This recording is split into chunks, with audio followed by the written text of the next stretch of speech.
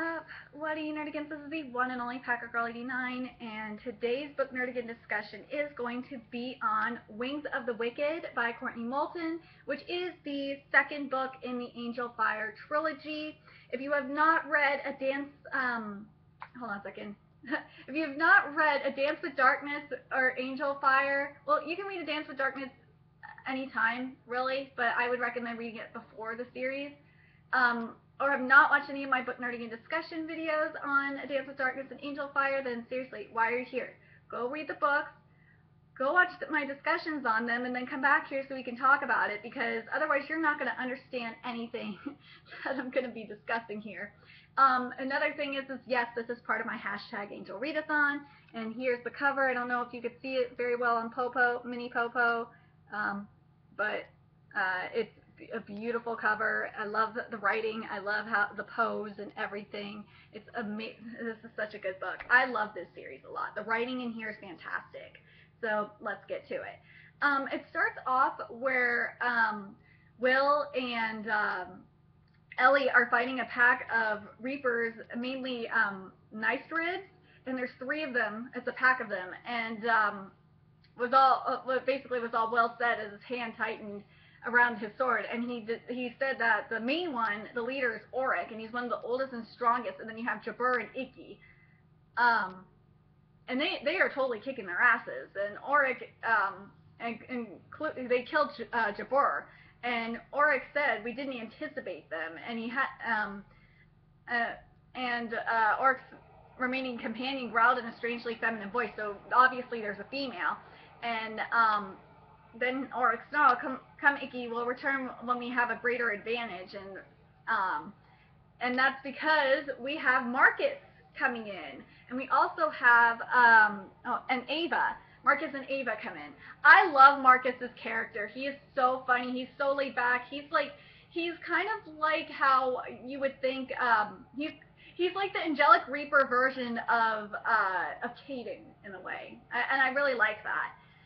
And Ava is such, like, Ava is, the thing I gotta appreciate about Ava is the character development from Ava. Her character development is fantastic, because when you first meet her, she's like a total bitch.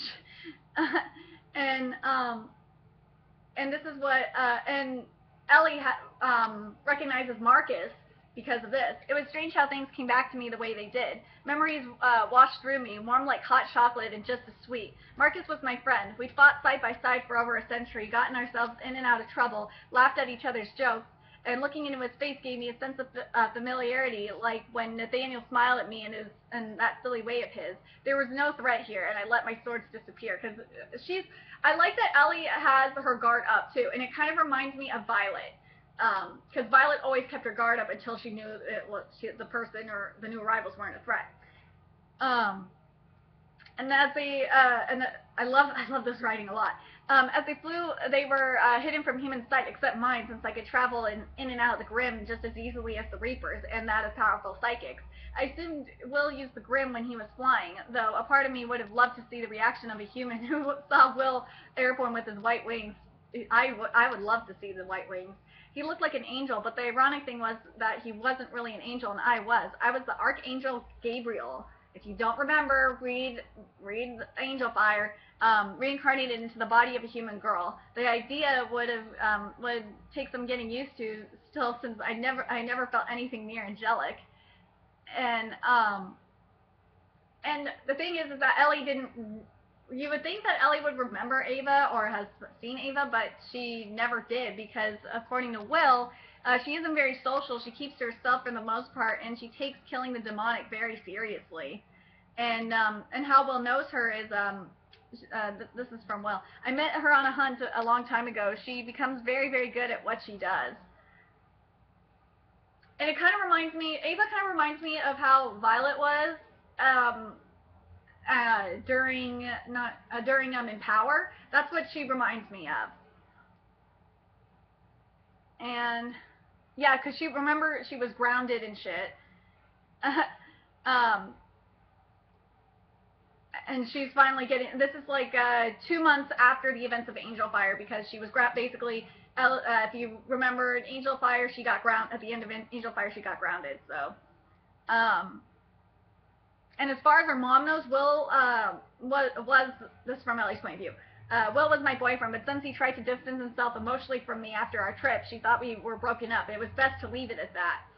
And after I destroyed the old warehouse where we used to train, incidentally in the process of avenging Marshmallow, I love that was there. Nathaniel had set up a full workout room in the basement of his house for us. If we wanted to spar and take it up a notch, he made us go outside. We didn't need what happened to that warehouse to be repeated in Nathaniel's house. Yeah, you don't. And Caden came to warn them, and I love Caden. Caden is amazing. I love the description of Caden, and it makes me really more hashtag Team Caden. Based on this writing, it was Caden. He was like a real life version of an ancient Greek statue, except not totally naked. Thank God, or maybe not. I love that shit. It's so funny. And then then she's thinking, I grimaced and shook my head, trying to banish the thought. And I was like thinking, yummy. I wouldn't banish that thought. So what Caden says is that I've come to warn you, Bastian has the Enshi, and I have no idea how he got the Enshi. A submarine, maybe a Leviathan, who knows? But he has it. I've seen the sarcophagus with my own eyes. And you have to wonder why Caden is even telling Ellie this, because Caden is Bastian's son. But Bastian says, I like things the way they are. And this is true to A Dance with Darkness, if you remember that. I like things the way they are. The Enshi, whatever it is, scares me, and I'm not ashamed to admit it. It could be more dangerous than anyone ever imagined. Chaos is a treasured pastime, but I'm not really interested in destroying the world. And we thought originally that Bastian wanted to destroy Ellie's soul, but the Caden says is, you're only a stepping stone, Angel Girl. Bastian wants a war, like in the old days. Hell on earth, if you catch my drift. Basically, the second war, the apocalypse. And, seriously, and it was funny how this happened, too, because it was in the girls' bathroom. I was just like, wow, that is random. And Kate came in by chance, and, like, she told Caden, like, freaking hide in the ground, and then she did, and then he came back. And Caden says, imagine what would have happened if you hadn't heard her coming. And then Ellie's like, screw you. And then I love it when Caden's like in a public restroom, Ellie, really, didn't think you were that kind of girl. And I'm like thinking, okay, I'll take it. I would. So according to Caden, they want you alive, and Bastian sent his nastiest to snatch you up. The Knights turrets are only the beginning. If they fail, Bastian has worse things lined up. Worse than me, worse than Ragnar, worse than Ivar. Things that know what they are doing. So obviously these demons don't know what the fuck they're doing. They've lived a long time even by my standards, and they calculate every move they make. They aren't fueled by rage or madness like those you fought before, kind of like the Exiles and the Embrace series.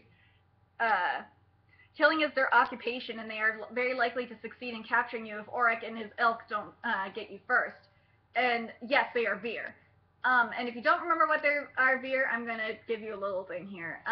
The human like Veer were the strongest by far, and if I killed only 2 before in his lifetime, and barely, if these could scare demonic Veer like Caden, then my future was bleak. And seriously, why isn't Bastian coming after her? Because Bastian's a coward. But you think Bastian's a coward. And Caden says because he's looking for a key of some kind. The Nashian prayer on the sarcophagus is actually a spell. Angelic magic has it locked up tight, but every spell can be broken. Something will unlock it, and I think it has to do with you. That's all I know. I'm no longer in Bastian's private circle, and he doesn't trust me for a good reason. I'm putting myself at risk by coming here, out in the middle of the day, no less.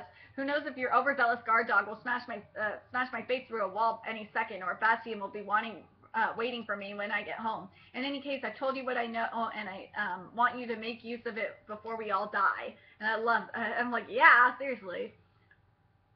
And then you see Caden's wings, and Caden had, like in the last, in Angel Fire, you saw him with leather wings, and now he has his feathered wings. And some of us can change more than others. Feathers aren't as waterproof, and flying over the sea was dangerous. I took precautions. I love his playing. And he's like, why? Do you like the other wings better? I can change for you. And his wings burst free, and the leather feathers replaced by a strong hide. They were massive. It felt as if the room had closed in around us suddenly. For a moment, I could only stare and keep myself from reaching out to feel them. I would totally want to touch them. And Kaden also says, I've never eaten a human.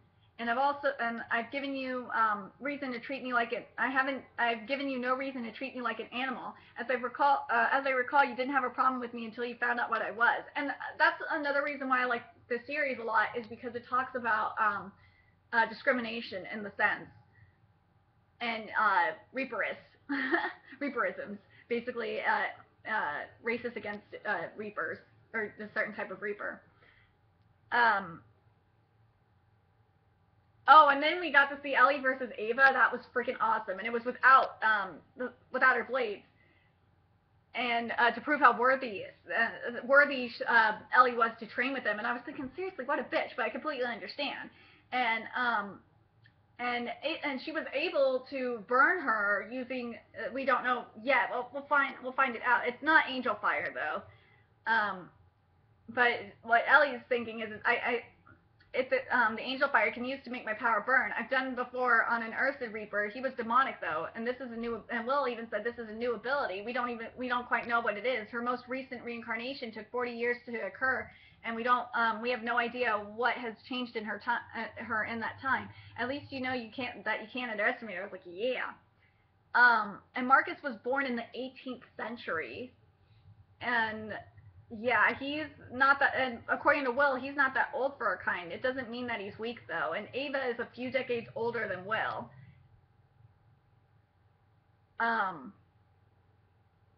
This is what Will says about Ellie's power, and she says, you're an angel, an archangel. Your power is virtually limitless, and we don't completely understand it. Whatever it is about your power that is able to burn, it may not even be angel fire at all, which it's not. You spent decades of mortal years in heaven training before you were reincarnated this time. Maybe this is one of the results of that training. Once your memory returns fully, then perhaps more of your new powers will as well. And this is how demonic reapers are powered, because it's the darkness. This is according to Will. The evil that fuels them, the brutality they've known since birth and runs through their veins. Violence is the only thing that makes sense to them. When their power and emotion grow, they begin to feel very different from my own kind. The wickedness of the demonic has a powerful effect on the angelic. Evil is deeper than just what's on the surface. I think this is actually Kaden that says that. But I really like this long. Evil is deeper than just what's on the surface. Yeah, this is Kaden that says that. Evil is deeper than just what's on the surface. Something can look frightening and be pure and innocent. And then he grinned. And unlike shoes, evil doesn't have designer labels. And I love that. It's true. Because the thing that I like about the series, and I like a lot about a lot of the Angel series that I've read so far and have done book nerdigan discussions on, is that there's a theme of that gray area. There's no definite good or evil kind of thing. And I like that. And Marcus comes to Kate's party and hitting on Kate, and she's eating it up. And he says he's from Spain, and while I'm here, I hope to explore every last inch of America. And I was thinking, Marcus, that was cheesy as shit. And Marcus, and Will says, or no, Marcus says, I told because Kate asked about the scar, and Marcus says, like, all playfully, I told you, it's from a fight. The guy had a knife that was practically a sword. And what Will says is Marcus likes girls a lot, especially human girls. It's not unusual among her kind. Human girls are different from Veer girls. He treats them well, and he doesn't stick around long. No, he knows the kind of girls he's after, and the ones who are looking for a little fun too. Kate's a smart girl. She knows how to stay out of trouble. You have to let her make her own decisions, and Marcus too. He can be a little wild, yeah, in more ways than one, but but that's just his nature. He's never had to grow up and face consequences the way a human does. Everything's a game to him. He lives for the challenge, and you'll see that again in not the next series I'm gonna do, but the series called Halflings. You'll see that coming up again by Heather Birch. So basically on the Nystrids, yes, they use echolocation in the supernatural sense that we Reapers have to navigate their surroundings and locate prey, and kind of like bats, and sort of. This combination in the Nystrids is more effective than eyesight, but Icky was disoriented in the building. The Nystrid Reapers, they were just too out of this world, like some kind of demon dragon. And I thought that was a good way to describe it. And then Nathaniel teaches Ellie how to use a gun, and one miss of the bullseye out of 3 clips. And Nate is that fucking good. I would love, if I could learn how to use a gun, it would be for me, because Nate knows how to fucking shoot. And first rule of learning how to shoot a gun is muzzle direction. Always point it at the ground and don't touch the trigger until you're ready to shoot a target and the safety's off. And then he shows how he shows how to turn on and off the safety. And then he has Ellie do this. Now aim for the 20-meter target. Safety off. Finger out the trigger. There's a little nub on the end of the muzzle. Line it up with the target. Fire when you're ready. Try not to shoot Will. He's grumpy enough already. Will is just the king of grumps. I swear to God. I swear to Kami and RC. He's a curmudgeon. If you don't know what a curmudgeon is, go look it up. And then Ava says about last night. Last night I caught a demonic reaper in Birmingham who I know deals in magical items. He told me after some persuasion and a lot of his blood on the ground that Bastien came to him looking for a necklace. It's a relic, she said. That's what Ava said. Giving a very unamused look. That was a word I recognized.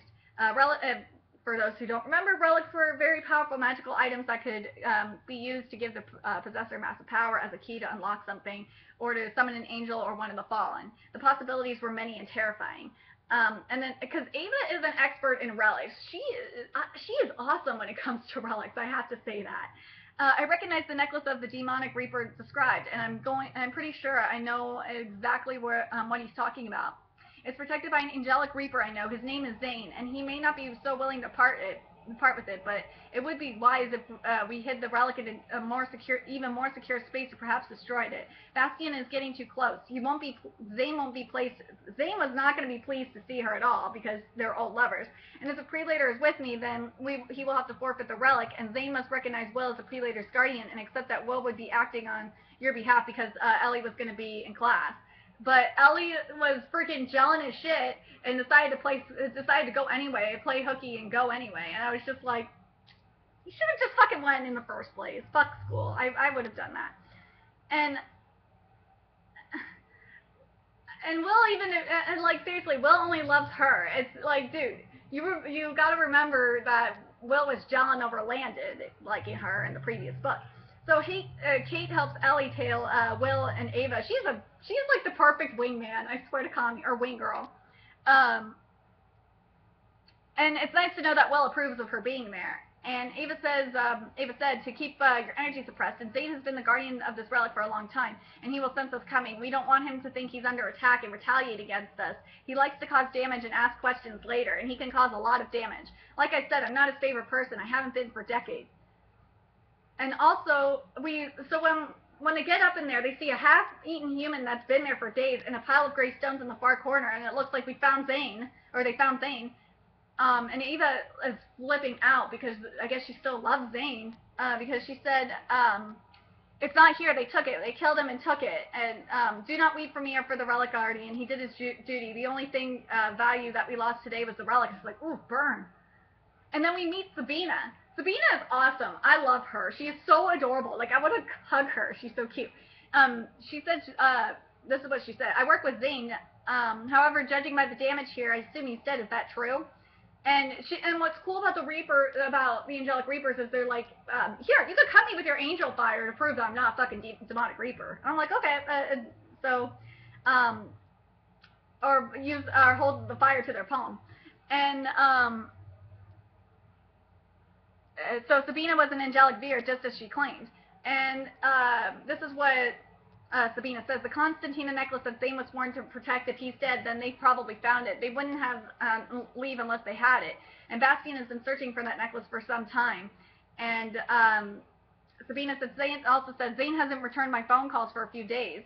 I came to check on him and found you. Is he there still? And yeah, but the relic basically, yeah, but the relic was gone from under the stove. Um, and what Sabina did was she fought alongside him, alongside Zane if he needed her. And then she said, "That's why I came today. He never gone this long without contact. I'll give you my number, and you can call me anytime. It would be an honor to fight for you." And I was like, yes, so we got a new member on board. And then Ava says he loved me. I know he did, but his duty was to protect the relic was more important to him, so I left him to his duty. I knew he died because of it. I knew he died because of it one day, but I wanted to live my life, and he was so angry when I left. That surprised me, how furious he was with me. He was so willing to hate me, but so hesitant to love me. And I hate when that shit happens. Think about Nathaniel's aspect. If the attacking Reaper was strong enough, he could wipe the minds of any humans close enough to have overheard. Either they never noticed, or they remember nothing of the incident. Human minds are easily tampered with, and Nathaniel would have had no trouble covering this up. So probably what happened was one of the demonic Veer like totally either ate all the humans or did like a mind clean or whatever. And Will just admitted during this past off period that he slept with Ava. And it's like, dude, he was fucking lonely. What do you want from him? I was getting annoyed with it when Ellie was getting pissed off and Jellin. And this is what he said too, and I agree with him. I thought you were gone. I was dead inside. I believed I'd lost you. The only thing that made my life worth something. You are all I knew, Ellie, and I died along with you. I never loved her. Never loved anyone but you in all these centuries. You were gone and I gave up. When I found you again, barely a year afterward, I can't describe to you what it felt like to see you again after believing with every last thread of my soul you were gone forever. Seeing your smile brought me back to life and killed me again at the same time. I felt like I had to tell you, after all these centuries, how much you meant to me, how much I've always loved you, in case I lost you again and you never came back, in case I never got to say it to you at all. And I was like, oh, well. And Kaden was talking about being enemies and shit like that. Who decided that? If we were, because this is when they were at the library, and she ran into Kaden and they were talking, and she's like, Ellie's like, aren't we supposed to be enemies? And I love Kaden so much. He is amazing. He said, who decided that? If we were enemies, then I would have tried to kill you already. But if you truly thought we were enemies, then wouldn't you have tried to kill me by now? You hunt the demonic almost every night, so it's not like you wait around to be attacked. You could have come after me, but you haven't, though I can't say I'm not disappointed. Seriously, check and mate right there. And Ellie said, don't make, I love Ellie. She's like, don't make me get violent. And Kaden's like, oh, baby, please do. And Ellie's like, you're into that sort of thing, are you? And Kaden's like, I'm into you. Okay, Ellie, you can have Will, and I will take Kaden. I love his wit. It's so funny. I'm sorry to, and then Kaden said what he was doing he was there for a different purpose. I'm sorry to say that I have another. Bastian has a relic, the Constantina necklace. I suspected that he must have been killed in order to take the relic from him, the relic guardian, because the guardians never surrender. And the Veer did it. Their names are, and they're assholes too, is Meridosh and Kilano. They are the ones helping Bastian find what he needs. And once they do that, they'll be coming for you, if Auric fails, basically. And the situation is only going to get worse. And I love it. It's so sweet. I love it. He sits down in the chair opposite mine and dragged it closer. He leaned forward and spoke softly. I love his voice. I love how I imagine his voice in my head. It's so sexy. What he says about the Constantina necklace, it was crafted by the Gregory Cardinal Lord of the East, Alvaron. He tricked Constantina, the eldest daughter of the Roman Empire, Emperor Constantine, into taking it. And apparently Ellie did know Constantina, and she had been the driving force behind some of the earliest witch hunts 1,700 years ago, executing innocent people and then taking everything valuable that they owned for herself. The Gregory weren't exactly like the fallen imprisoned in hell, and they were bound to earth to help humans and penance. That meant they were not entirely evil, but they were also not entirely good. And I like that about the Gregory, and it's the kind of the same thing with the fallen. Alvaron knew of Constantina's and her underlings gave her the necklace cursed with angelic magic, and for the greedy tyrant, she took it without hesitation, and within a month she was dead. And if Bastien needs angelic magic, he'd want it straight from a Gregory Lord. That's because the Lords hold the secret of all angelic magic and medicine. The power of Constantina's necklace came from Alberon, and it's in its purest form. And we find out Caden was born during the Fourth Crusade. He's basically 8 centuries old. Bastien, we know, is over 1,000 years old, and only the most powerful of my kind live to be ancient, and that's true. And Caden has said that he met a Gregory, and he was there to try to kill her.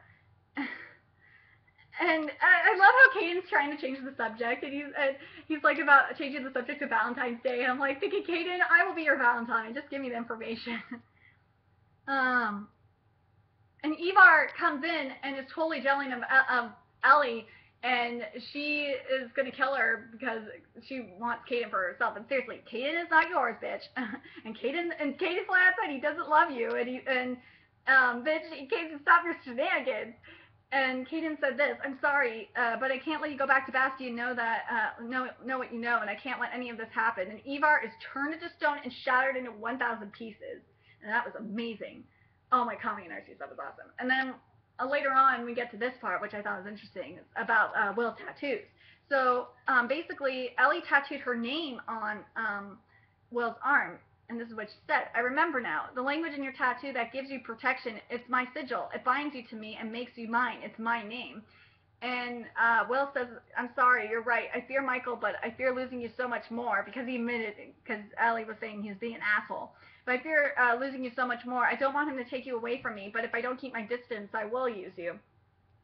And then, of course, during the moment, Auric ambushed Ava, and he's fighting her in the mortal world, and yeah, it's crazy. And Ava looks like she's gonna die, but I love it when she slaps her hand away and knocked Ellie's hand away, and she's like, "I'm not going to die, you moron," because that's what she was trying to say while she was healing. And basically we're meeting Miradosh, and I liked how Courtney described him. I guess these two were old, very, very old, and so skilled that they could suppress their powers enough that I didn't have a clue what they were really capable of. I made a silent cry to Will to return soon. If I had to fight them both at once, I wouldn't be pretty, because Will went to go off and finish the other job. And what they're saying is, after they introduce themselves, you the mortal Gabriel, the gift for the demon queen, and of course she has her talents and shit as well, and your strength in heart and hand will fall to Reaper's bane before your eyes. And then Bastien fucking appears, because they were gonna hurt Will, and he says he will not harm the Guardian. And Bastien took a step towards closer to Kilano, and his height overwhelming her slight bony stature. "And I will deal with him, the Guardian, myself. And this is about the Prelator. He is not your concern. Do not disrupt me again, and I haven't time to make sure you are doing your task to my satisfaction." And then Bastien's like, "We meet again, Gabriel." And then he's like, "I'm not here to kill you, William, but I will if you get in my way." And then she used Bastien confirms that Ellie's using her glory, because she used her glory against him. Basically the little fireworks show that you did on that she did on his arm. "And I know Archangel glory when it burns me to the bone. It seems you're waking up, Gabriel. Perhaps that long sleep of yours was exactly what you needed." And she asked, she's like, "How do you know who I am? Or how did you know who I was? When we met, you said you already knew." And what Bastien says is, "Because I've spoken to all friends of yours." The dawn was, and it was about to be dawn, the sun was coming up, and he was starting to smoke, because remember, demonic reapers can't be out during the day. And basically his skin began to, their skin will start smoking. "And those who are ancient enough to know the truth, voices sleep through the bars of hell, my dear. But never fear, when I take your life again, I'll take your soul too. When it's time, my hounds will come for you, Gabriel." And Nathaniel Davis said, "I found Miradosh, and we have a bit of bad news, all kinds of it." And he's older, about Miradosh, he's older than our earliest records of the Prelator, and this book holds the translation of a tablet older than the sarcophagus containing the Enshi. Meriadosh may have served this. Served this Enshi before his imprisoned. He's one of the first generation original demonic reapers, a direct offspring of Lilith and Samuel. And he paused, and she when it came to what Kalana said, what Nate said was she meant will, your strength and heart and hand. It's your guardian, your right hand. Kalana basically was a harpy who cursed Aeneas, and the leader of the Dardanian Trojans who fought in the Battle of Troy. She told him that he would go so hungry that he'd eat his tables by the end of the journey, which came true, according to the story. And this could very well be the same Kalano Greek mythology. People have misidentified reapers since the beginning of time and come up with their own explanations for what they've experienced. Lupines were mistaken for werewolves all the time. People saw Veer reapers and believed they were demons and witches. Sometimes so fervently that they'd turn on their neighbors in hysteria, burn their friends' friends and families at the stake. It's very likely that the Greeks invented the harpy myth to explain some of the more avian Veer reapers they may have encountered. And then of course the fallen queen of hell is Lilith. Yes, she is. You guys should know this by now. Mother of all demonic reapers. And what Ava says, more than that, if Bastian wants a prelator and Lilith, then the spell will be more powerful than a summoning ritual. The prelator is an archangel bound in human form. Her blood would be so immense in power. They must want to restore Lilith's corporeal form. They want her in this world and not just for a visit. And Nate says that the ritual would most certainly be contained within the grimoire. I believe I have, if you guys have read Dance of Darkness, you know this, but for those who didn't, I believe I have a near complete copy in my collection that I wrote myself before the original grimoire went missing centuries ago, aka before Madeline burned it, or had him burn it, basically. And the words was familiar, and yeah, basically what the grimoire is, a book written by Gregory. The book is, and when Nathaniel confirms this, and he says the book is the most ancient and complete collection of angelic spells and rituals. And Will says that Bastian would definitely want it in order to free Lilith. Only Gregory magic could have the kind of power needed to give corporeal form to any angel or one of the fallen. Otherwise, they can only roam as phantoms in the mortal world. And when Nathaniel says, I don't think any of us can defeat Lilith, he means. You as Gabriel, however, could. Lilith was never an archangel. Her power could never match the strength of your own true form. So they have to figure out how to get her to ascend to become Gabriel. That's the next thing. If there's a way, only an angel like Gregory or archangel would know. But you already have a form. I don't know if it's possible for you to become an archangel out of human body, which you can. That kind of transformation would almost certainly destroy you. Just looking upon an angel's glory can burn humans' eyes from their sockets. And it's the same thing with the gods as well, with the god's glory. If your human body somehow transformed into an archangel, even by magic, I could imagine your own glory would incinerate you. But it doesn't, because if you remember, Bastian said that he burned her with her glory. So if he's right, then perhaps my human body could survive my full-on archangel glory, which is a good point. Oh, and then we find something out about interesting with Ava. So she has a tattoo around her neck, and it means property. I was property. When I was young, this is Ava's backstory. When I was a demonic reaper disguised as a powerful duke, a demonic reaper disguised as a powerful duke kept me as a pet. He bound my power through the magic and the link he used to tattoo chains. The ink he used to tattoo chains around my neck. He raped me almost every night for 20 years. Sometimes he would get bored with me and I wouldn't see him or anyone else for a week, and I would starve almost to death. Will, he'd heard about this dude keeping angelic reapers as slaves. He fought his way into the castle and killed the demonic Veer so that I was free. The magical link was severed and my power was unbound, but this tattoo will always remain for the world to see. It doesn't matter. Because I'm free, I owe Will everything. And Ava knows that Will is Ellie's, and Ava said, I was jealous too. I wanted Will to love me, but his broken heart always belonged to you, and after he believed he lost you forever. He gave up everything for you, and Zane wouldn't give up anything for me.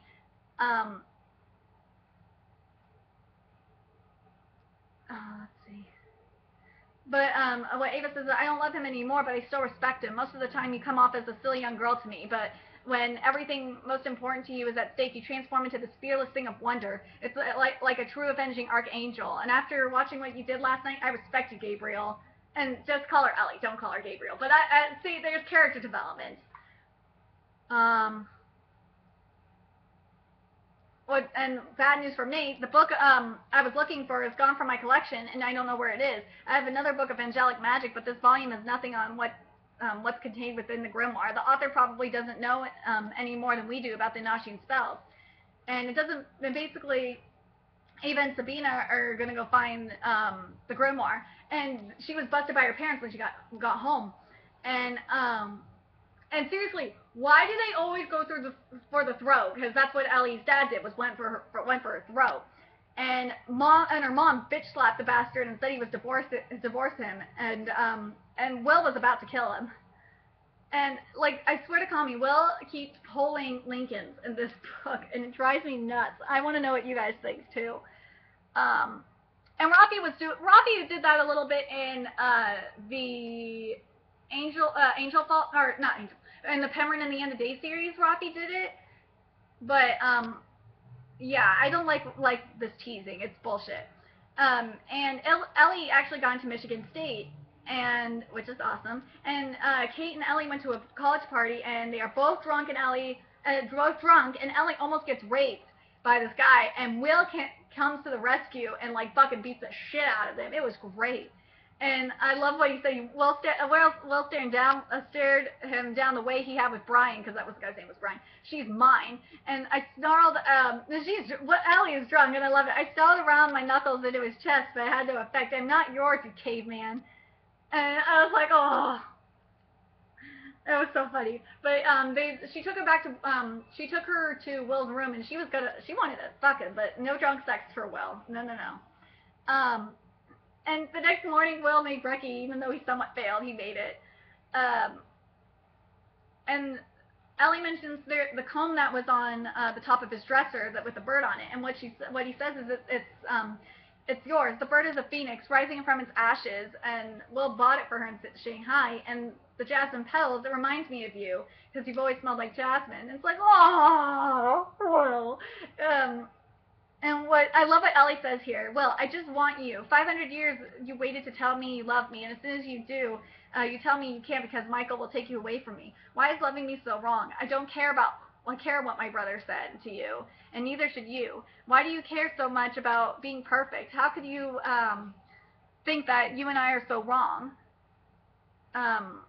You know how right this is, how right we are. I don't care what I am in some other life. I was an archangel. I was Gabriel. I'm Ellie now. I'm Ellie now. Well, this body is human. I feel human. I don't want you to treat me like I'm untouchable because I'm not. I want you to touch me. I want to be yours.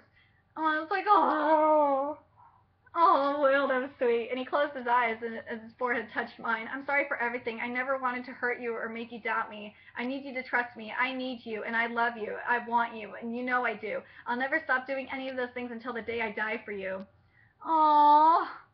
And he's kissing her, and he says, I've wanted you for so long. Every time I look at you, I feel like I'm about to explode, no matter how still I try to stay around you. Inside, I'm like a hurricane. Everything you do, you drive me crazy. The way you play with the little curls at the ends of your hair, and then he keeps kissing her, and I love this shit. I'm such a hopeless romantic. I'm sorry. Or no, I'm not sorry. The way you ring the hem of your shirt with your fingers and make that little face when you're deep in thought. And then another thing is when you touch me, it feels like I'm on fire. Ellie, I love you. You weren't supposed to forget that I did. I told you not to. And then Nate and Lauren come back now, and it's like, ugh. And it's the awkward conversation, and Lauren spends time with Ellie. I like Lauren a lot too. And where they were was according to Lauren, Nathaniel and I met my parents for Sunday brunch. We do it every week, and they've been together for 4 years now, which I think is sweet. And they don't know what he is, and not yet at least. And And they do know what Lauren is, though, or her mom does. Her grandmother was a psychic also, so she also knows, she knows all about Reapers, but can't see into the grim like us. I'll have to tell my family the truth about Nathaniel someday. They'll eventually notice that he doesn't age. My family hates all Reapers, even the angelic. Honestly, I can't blame my mother for hating them. If I had to watch my child go through what I did when I was young, I'd hate them all too. And humans and Reapers can't have children together. It's something in the genetics, I believe, which really stinks, because it's like I would love to see, little Reapers with little psychic Reapers. That'd be so cute. Um, and then Will says after the talk that he had with Nathaniel, and I'm like, finally, thank Kami and Arceus. I want to try it. I want to give us a try. You were right. You've been right all along. I've been a coward running from this. Thank Kami. I don't want to run anymore. I've tried so hard not to feel what I feel for you because it's dangerous. And you'll die again. We both know it's true. And Nathaniel helped me realize that I'm more afraid of the pain of losing you than of what Michael could do to me for loving you. I am devoted to you, not to Michael, and I am bound to obey you, not him. I've tried not to love you, but I failed. It's easier to love you than to pretend I don't. And there was one condition, and stay for this, to stay with him, with me, stay with me, and with Nathaniel and Lauren all day. Be happy today. And this day includes video games, cooking dinner for Nate and Lauren, and building a snowman. I was like, oh, I love that. That would be an amazing fun time for me. Oh, what Kate said to Will, because she went to go see Kate before she went home, because she was supposed to spend the night at Kate. Oh my god, it was hilarious. Well, I had no idea what Brian had tried to do, and if I had, I probably haven't yelled so much at Will. I feel bad about some of it now. I was just pissed at him for storing in there, acting like your boyfriend, so I told him it wasn't fair to you. And then she walks in the door, and her dad is killing her mom. But it's not really her dad, because listen to this. Your daddy's been dead a long time, sweetheart. He jerked my mother to get a better grip on her. His lips curled into a smile too sinister to be human, and then he began to change. His fingernails grew into talons and dug into my mom's tender skin until more blood popped and she squirmed. 4 pairs of fangs slid from his smile, and spikes tore from the back of his shirt, casting him on monstrous shadows across the floor and the porch light pouring in from and behind him. I should know. I tore out his ribcage myself.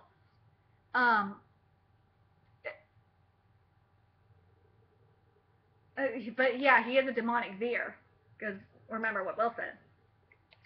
And what he said is, that's not very important, or this is the Veer. Good times, kid. Sorry for calling you a slut. Actually, no, I meant that. And he took his hands off my mother's throat and pulled the collar of his own shirt down and revealed a strange tattoo over his heart, a circle with a Nanashian symbol with it. This is what you're wondering. The magic is old, so ancient that only Bastian could have learned of it. It lets me walk in the sun without harm, you know, all those little complications that would have given me away. The spell was difficult, but he pulled it off. You never knew a thing, did you? I was good, so good. And by the way, I didn't get that tattoo at your cousin's bachelor party. I didn't even go to that. You're a moron, Diane. Anyway, Bastian sends his affections, the Reaper crooned in a malicious voice, and his face no longer anything like my father's, but belonged to an entirely different creature. And he told me to leave a little something for you. Let's say it's a belated 17th birthday gift. And he snapped my mother's neck, and she hit the floor with a dry, cold thud, dead. And what happens next was fucking insane. And I love the writing for this.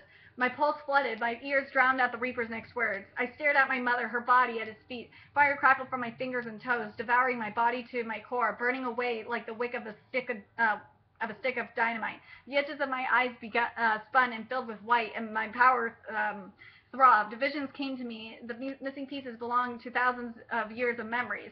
As Gabriel's presence and power overwhelmed me, the darkness churned and exploded, taking me with it. I was gone, and all that was left of me was rage. And seriously, this was like a Super Saiyan Angel confirmed, and fucking get wrecked, you stupid demon.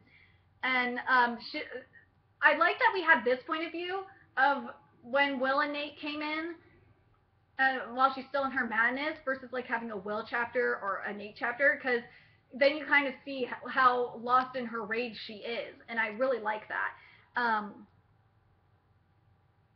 what Will says is her eyes, he turned back to the other intruder who's Nathaniel. They're solid white. It's happening again, Nathaniel. I need you now. Put her out before she kills us both. And she dreams of Michael through her digging deep through her memories, and it's when she sees Michael, and Michael says, "Yes, Gabriel, my sister, you're slowly forgetting who you are. You're becoming more and more human. I hardly recognize you with all that paint smeared across your face. You look like an animal." And what Ellie says is, it marks me, or Gabriel, I should say, it marks me as a warrior. And Michael says it marks you as human. Um, what she said, what she said was, the Reapers follow the armies hoping for blood, and every last inch of this island is drenched in it. I've come for the Reapers, harvesting the souls of the fallen soldiers. And Michael smiled. That was a wise tactic. You will need these skills in the future. Many centuries from now. Michael fucking can see the future, and that's the same thing with angels. They're very psychic, and that's a common theme you'll see in the hashtag AngelReadAthon as you're growing. That was a wise tactic. You will need these skills in the future. Many centuries from now, Lucifer's most powerful servants will be unleashed, and they will attempt to free the ever-expanding armies of hell. You must stop them. And she wakes up, and Nathaniel says, we can't let her lose it again. She can kill us, Will. You know this. You saw what she did to that demonic beer, and she almost killed you back at the house, because she was attacking Will, too. I know you love her, but you have to remember that we must protect ourselves as well as her. Lauren is downstairs terrified. We must be prepared to do anything. And Will is not willing to do it at all. He's not willing to kill her at all. And Nathaniel says, sometimes there's no choice. And Will says, I can't. She's just a... And Nathaniel says, she's just a what? Just a girl? She's not just a girl, Will. She's an archangel in human form. Every emotion she feels risks overloading, and then she loses herself to it. Gabriel knows and understands that if she becomes dangerous, she's coming, and then Nathaniel says she's coming out of it. I'll stay. You go clean up the scene. There is a box in my office, second shelf from the bottom, I believe, page 604 will tell you what spell you'll need to use. Get rid of any of the Reaper blood. That includes ours, leaving only her mother's. The scene has to look like a typical homicide. Do you understand? And she's gonna stay, and he wants her to stay asleep until she gets back. And what she said, and what he's, and she came back to her senses, but she's pissed off at Will. She says, you framed my real father for my mother's murder. If you don't get the hell away from me now, I'm gonna punch your head right off your shoulders. You know better than anyone how capable I am doing. And then we get to Nana's, and the dark. I love her cat, Bluebell. He's funny. Walked through the door and rubbed his wide belly against my leg. Animals always seem to love me, but Bluebell couldn't decide whether purring and stretching his ugly smushed face into a ferocious hiss. I reached down to pet him, but he clawed me and tried to bite off my fingers. And Bluebell was an asshole. I love it. And then Will says to her, there may have been, I don't deny the possibility of it, a time where her father was awesome. But Nathaniel and I made a decision. The Reaper said he killed your father years ago, and we don't have a body for the police to find. Your father would have been a suspect anyway. This was the most logical and safe solution for you. And Ellie says to him, she glared, and she said, my real dad was a good man, Will. He was a victim in this, and now the whole world thinks he's a monster. He was never a monster. A monster is what killed him, and now my family and I will have to live with this life for the rest of our lives. And Ava put her hand on her hips and she paced back and forth. We crossed paths with Murdoch and Kilano. Sabina was wounded. We were ambushed. And they made it clear they were looking for you, Ellie. And, oh, yeah, my uncle is a cop, and they're looking for the dad. He says, oh, this is when they were at the bowling alley, and Ellie was in the bathroom. This was a fucked up thing. It was so fucked up. Because one of the girls says, oh yeah, my uncle's a cop and they're looking for the dad. He says they've been talking to the FBI. It's that serious. And the second girl loosed a long whistle. Wow. What was her name again? Emily something? Ellie Monroe. She's that girl who got so wasted at a birthday party that she drove her car through her house and almost died or something. But her parents just bought her a brand new car to replace the one she totaled because she's so spoiled. She's so spoiled, if you ask me. She's probably what drove her dad to kill her mom. He probably killed himself, too. Can't blame him. And see, this is why I can't stand hanging out with girls. I'm sorry. Girls are assholes and they're catty. And And so Ellie just couldn't take it, and she ran into the park, and she just ran away. She just didn't want to deal with it all. And Caden came into the park, and I love it. I love Caden. He's amazing.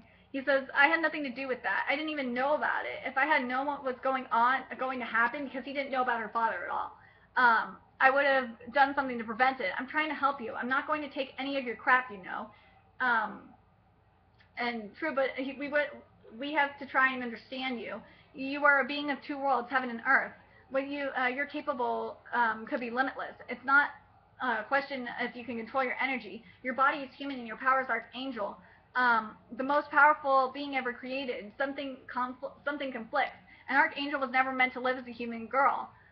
There's nothing wrong with you. Through your lifetimes, your humanity has grown stronger. Your human passion is taking over your angelic heritage, and I don't think it knows how to handle all that divine power. Once you understand you can't and can balance the two sides of yourself, you will be unstoppable. And yep, we finally get we get it that Bastian is Caden's father, and I love what Caden says about her, why he wanted to meet her. It was really sweet. He says, "I hear stories of you, of your violence and ruthlessness, but you're just a girl, a very beautiful, vulnerable girl. You are." And I think it may be part of the reason why I'm so drawn to you. I'm utterly enthralled. You're innocent, so unlike the beast you're said to be, Ellie. You have the softness about you that I could never dream of damaging. It would be like stomping on a flower. What would be the point? And Caden's in love with Ellie, and he tried to kiss her, and I'm like, I would have kissed him, shit. And Will, we find out Will always feels pain when Ellie does emotionally. And he looked at me again. What Will says, I don't always feel it when you're hurt physically. It hits me when you're hurt in your heart more than anything. And I love that Nate is sticking with Lauren. It's so sweet what he says to her, because this is back at the house. He says, I'll stay by your side until the end. Yes, I understand what Will endures, and I'll gladly endure it for you. And it's like, oh. So, and then Nate sends Lauren out grocery shopping with Will, and I love what he says. I made Will go with her. It's good for him to get out of the house and do something normal. Because, and what Nate says about being ordinary, this is what he says, and I think it's a really interesting point. He isn't suited for it. Some of us, like Marcus and I, have been able to adapt in a somewhat normal human life. We can get pretty normal jobs, form human friendships, business relationships, and have hobbies. But others, like Will and Ava, even Sabina, they've never felt comfortable in the human world. Either they feel they don't deserve to integrate into mortal society, or they just feel like they don't belong. And he'd still be doing the same thing. He'd still be hunting demonic reapers without you, but with you, he has a reason to be happy, a reason to want to do this. You forget that he isn't just your guardian because Michael gave the sword to him. Will wanted this, still wants it. I'm the only one left who knew Will before he met you. And he also said, and then we get to hear more about Madeline. Because in A Dance with Darkness, we didn't get to hear about Madeline at all.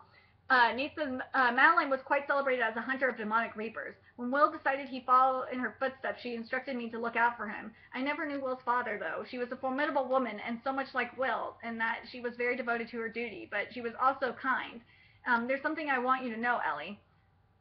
You understand the meaning and function of a relic, yes? And Ellie says, for the most part, they're objects with a magical connection to a creature from heaven or hell. They can be anything, even something alive, Nate says, from a tree in a forest to even a human being. And they all need a guardian and demonic relics, even demonic relics. Anything can have a connection to heaven and hell, but only the most powerful of all things are relics, like you, Ellie. So basically, Ellie is a relic. That's why Will is a guardian for her. Your human body, Gabriel's vessel, the most holy of all things on earth, is you. Every relic requires a guardian, and Will is yours.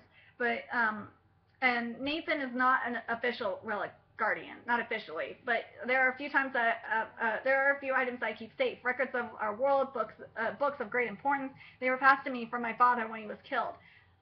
But Will is like my younger brother. I'll always take care of him, and I'll always fight by his side. That's what you do for family and for the ones you love, and that's why I also want to protect you, Ellie. Not just because you're the prelator, your family too. And I was like, oh. There are 4 things you need to understand about war. 1, every action requires careful tactics, and 2, never lose hope and fight for what's right. 3, be brave, but you don't have to be fearless, and 4, be willing to sacrifice. And but it's so much more than that. There's something about you that draws Reapers. This is why Reapers are attracted to Ellie. It must be your divine origins that we can sense. You feel warm, good. It's impossible to describe. We crave your presence. It makes you even more beautiful to some of us. Others resent that because that you have some sort of control over them. The angelic aren't the only ones who feel like this, but the demonic react to you in a different way. The angelic instinctively want to protect you, while the demonic, they crave you like nothing else. They just want to know what you taste like.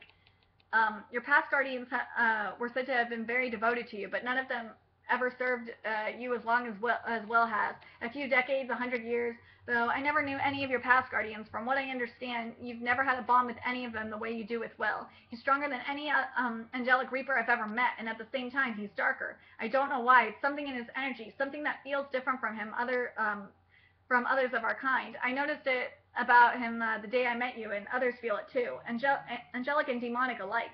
He's a legend among us. His power is unmatched by any angelic reaper. And what Will has told you is true. You are the mortal archangel, and he is your guardian. Neither of you is permitted to love each other. You are bound to your purposes first. And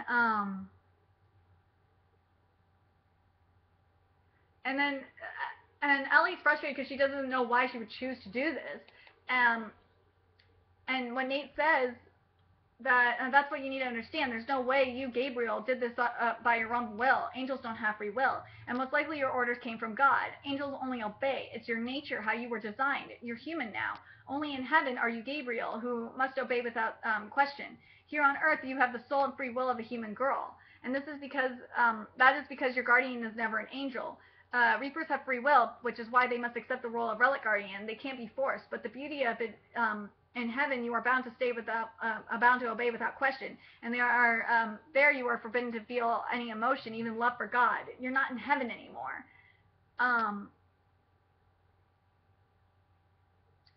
And technically, she's not allowed to fall in love, or allowed to love anyone.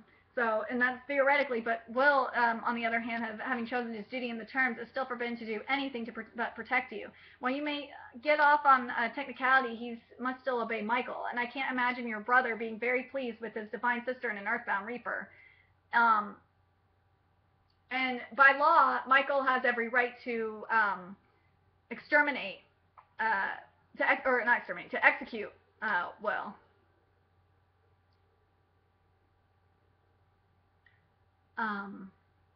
Okay, I'm going to stop it here, and I'm going to do a part 2. And the part 2 is going to be on the last part of the book. And I'm going to start it off where it goes on to the discussion, or Nate's discussion.